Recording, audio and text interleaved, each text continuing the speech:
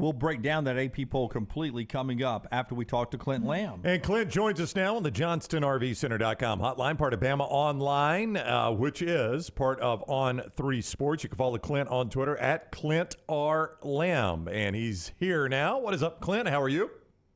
I'm doing fantastic, fellas. How you guys doing? Doing awesome. Thanks a lot. Alabama number 4. Will the funeral services be this afternoon, or do they wait a little bit for the cancellation of the program? I was actually kind of surprised that Alabama ranked number 3 in the coaches poll. So I thought number 4 and number 5 would kind of be that sweet spot. So I think Nick Saban would certainly prefer where they're ranked right now compared to where they were ranked last year. Yeah, I mean, they do seem, again, as I said earlier, Clint, off the radar. And I said this when we were in Nashville, the best thing that could happen to Alabama and the worst thing that could happen for LSU is LSU to be number 1 in the West coming out from the media. Of course, that didn't happen, so it doesn't really matter now.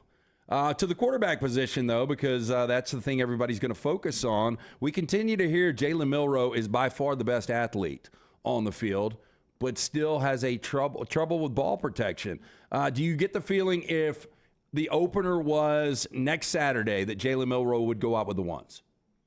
I do, yeah. I mean, I think that that's where things are trending right now. Obviously, a lot can still happen. You know, the cakes are still in the oven. And I think there's multiple. I don't think Nick Saban was referring to one particular guy when he made the statement.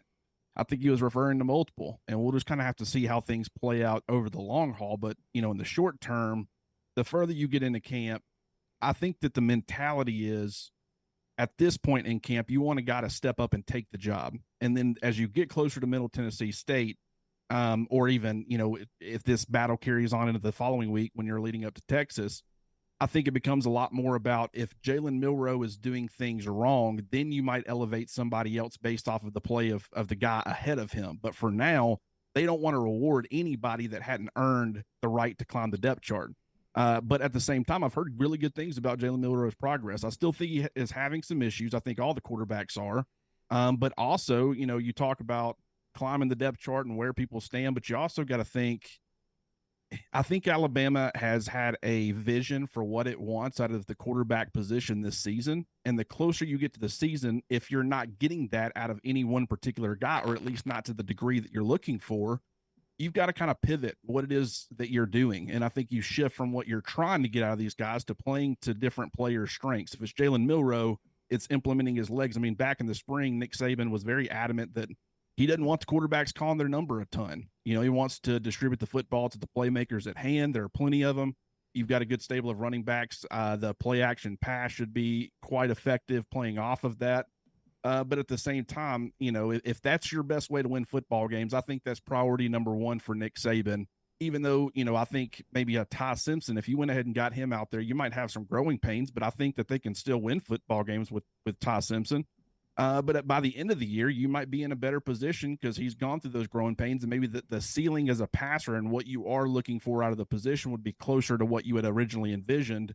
But for now, all these quarterbacks are making plays. They're all, you know, they've got some issues, and it's just it's been kind of wild because it's a very talented quarterback room, and I think they're going to be able to win, you know, most games with whoever ends up starting. I don't think it's as big of a concern as some people make it out to be, but it is wild that you've got top, you know, 5 players and none of them have been able to step up and really claim the job, or at least claim a substantial lead, you know, in the battle. You know, we'll just have to see how things play out. You know, it's natural that with the success this program's had since 2008, most of the offseason and the lead up to the season is talking about what this team maybe can't do, right? That's natural because you've been so good since 2008. You spend a lot of time saying, what's Alabama not good at? Because they're so good at so many other things. Let's flip the script. Tell me one thing from your intel from this scrimmage that Alabama fans should be really excited about. What was one really, really good thing that happened Saturday in this scrimmage? Man, I think there's multiple. I think the number one thing based off of what Alabama wants its identity to be is the run game and the offensive line and the running backs and that combination and what it can do for you to really control, you know, the game, control tempo, control, you know, keeping opposing offenses off the field. Like if you look at that Tennessee game, the way that Alabama needed to attack Tennessee's defense was throwing the football. You know, Bryce Young was Mr. Everything in that game. But at the same time, when you're scoring quickly, Alabama's defense had to get back out there against Tennessee's offense. They're out there for a lot of plays. They're running around. They're not getting much breaks. And then by the end of the game, your defense is wore out. And so I think from a complementary standpoint, you've got an offensive identity that's going to be built more around controlling the game clock and keeping the defense off the field. I don't think it's going to be conservative, or I don't think they want it to be conservative. But in those moments where your defense needs a rest, can your offense go out there and have a 5 or 6 minute drive to give them the break that they need? Because we certainly know that this defense is filled with playmakers who could end up being one of the best defenses in the country, but they've got to get more help from the offense. And I think that they'll get that this year. You know, the stable of running backs, Jam Miller dealing with a thigh bruise, but, you know, he has done some really good things when he's been healthy. Certainly think he's going to be a big part of Alabama's rotation. You got Justice Haynes, you got Jace McClellan, you got even Roydell Williams. So you've got 3 or 4 at minimum players that you can rely on in that Alabama backfield. And you've got an offensive line that just, I mean, we're talking about J.C. Latham being 360 pounds now. Your other potential tackle, or who the guy that was running with the first team on Saturday, was Caden Proctor, a 5-star true freshman, 6'7", 354. Across the board, this offensive line is substantially bigger. That kind of fits the identity and the mentality of, you know, imposing your will. So I think that is something that regardless of what happens at quarterback, fans can rely on, is that they're going to be able to run the football effectively. Clint Lamb is with us. You could see Clint on 3 Sports at Clint R. Lamb on Twitter is where you would follow him there, and Bama Online, part of On3 Sports there.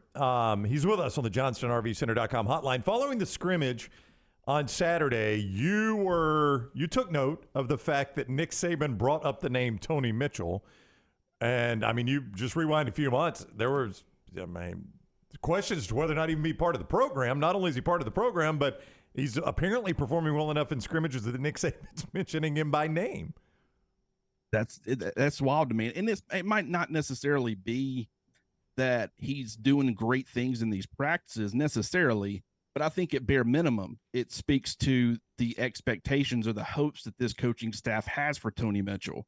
And for a guy that we weren't really sure what his status on this team was going to be, if he was even going to be on this team just a few short months ago, that's certainly encouraging. And, you know, we've talked about all the versatile pieces all offseason in this Alabama secondary. I think they've got depth. I think they've got, you know, they can move guys and use them in different looks. They've typically been like a left cornerback, right cornerback. You've got star guys that have kind of played their positions. You know, if you played against a Tennessee style of offense where you've got a real problem with Jalen Hyatt there in the slot, maybe you can move guys around to get more of matchup based, you know, styles of play, if that's what you're looking for, because you've got versatility in the secondary. And Tony Mitchell certainly fits into that. I don't think he's going to be, you know, a first team guy. I don't think he's necessarily going to be a part of the rotation at all. But just if you're looking long term and what Alabama wants its secondary to be, star safety, I think he's a great box player, got really good size. And then he's got some athleticism. And if he's lost a little bit of the bad weight that I'd heard that he had put on, you know, he could certainly be a player that surprises some people, makes an impact on special teams in year one. And then we'll see what happens from there. But very encouraging that, you know, considering where he was just a few short months ago, you've got Nick Saban calling him out by name. And he's been giving him some hard coaching, and that typically is pointed towards a player that the coaching staff feels very highly of. I don't think there's any higher expectation for a player than there is Caleb Downs right now. And if you just had to project this, do you think in the next couple of months Alabama fans are going to say this is one of the top 5 guys on this entire roster?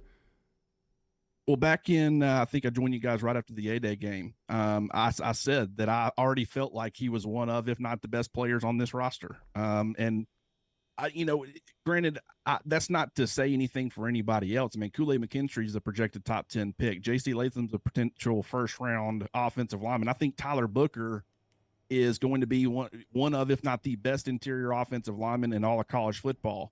You've got players on both sides who I think are really going to be impressive, important pieces to how good Alabama is this season. But when you look at Caleb Downs and just what he can do for your defense and the versatility that he provides, now he's not moving around a ton. Nick Saban didn't bring him up as a guy who's playing star and corner and safety and all that stuff. But just, you know, I think on game days, playing that safety position and just the fact that he can do the cover stuff at an elite level, the fact that he can roll up and make physical, you know, tone-setting plays against the run, the fact that you can play him over the slot, you can play him in single, high, two high, all these different things. it's just from everything that I've heard. I mean, when you watch him play, there was one particular, in that open practice play that I noticed where it looked like Isaiah Bond had beat him off the jump, and he was able to recover and get back in phase really quickly. And I thought for sure it was going to be a touchdown if the quarterback just would have thrown the ball to him. And then, 0.2 seconds later, you're like, I'm pretty sure if he throws that football, Caleb Downs is coming down with an interception. And just every time I watch him, I come away more impressed than I was, going in. And it's just, there's very few players in college football that I can say that about. It seems like every one of these Alabama receivers, at a moment you're like, okay, they're about to break out, they're going to be good, and then there's a drop. And it was a 15-minute post-scrimmage news conference, and I only focus on one little thing, but Nick Saban mentioned catching the ball again. What do you think is what's the hang-up here? Is it because they're catching throws from so many different quarterbacks now, or is this just an inconsistent group of receivers at catching the football? It could be a number of factors, and I think that the number of quarterbacks can play into that a little bit. Certainly, it's at least worth mentioning. I think the weather and just the heat and what that can do. Now, here's the problem. Was it super hot in April when the A-Day game happened? No, but they still had some trouble with drops. I don't think it's the number of drops that's a problem. I don't think they're dropping 10 passes. I think it's the timing of drops. It's a big crucial play in practice where it's like a certain situation. It's the 3rd and 11 and you're trying to get a first down and a ball hits a player in the hands and they can't bring it in. And if it was a live game situation, that would have been a critical moment in the game. I mean, look at the Jahmyr Gibbs drop against Tennessee. The timing of these drops is what really, leaves a lasting impression. I mean, Jermaine Burton, from a catch rate perspective, he was actually one of the better players in the SEC and really in college football when it came to that last year. But yet, from a fan's perspective, he's a guy who struggles with drops because where some of those drops happened were at critical moments of games. So it has been really interesting to watch this wide receiver group this entire offseason because I feel like it's been a wave of just, I was really hot on Isaiah Bond for the longest, and then it kind of transferred to Kendrick Law, Malik Benson, and then you start realizing, okay, Ja'Cory Brooks is still going to be a huge part of this rotation. And then it's like Jermaine Burton, who had got kind of sent down to the second team for A-Day. And Nick Saban, after spending his entire first year after transferring from Georgia, or at least the offseason leading up to his first year, talking about how he was by far the most consistent receiver they had. He was anything but consistent during the season. And then following that, back in the spring, Nick Saban talked about how he needed to be more consistent. And so I think that that's something that he's really put a focus on since the spring ended during the summer. I'm hearing really good things about him and his progress, and I think he's going to be a big part of this rotation too. I mean, he finished the down the stretch, he was really effective for Alabama last year, but it's just, inconsistency was a major issue for really all these guys. But drops are something that I think fans should be concerned with, but it's not, like I said, it's not the number, it's the timing. All right, go follow Clint on Twitter at Clint R. Lamb. Read his work with Bama Online, part of On3 Sports. They are headed over, I think, at the top of the hour here to talk to players. Am I right about that, Clint? Is that what you guys got coming up today? Yes, sir, and we're looking forward to it. Yeah, so you'll have coverage of that at Bama Online, and Clint on Twitter at Clint R. Lamb. Clint, thank you very much for the time. Have a great week. Absolutely, fellas. Good talking to you guys. All right, you too, buddy. Clint with us on the JohnstonRVCenter.com hotline.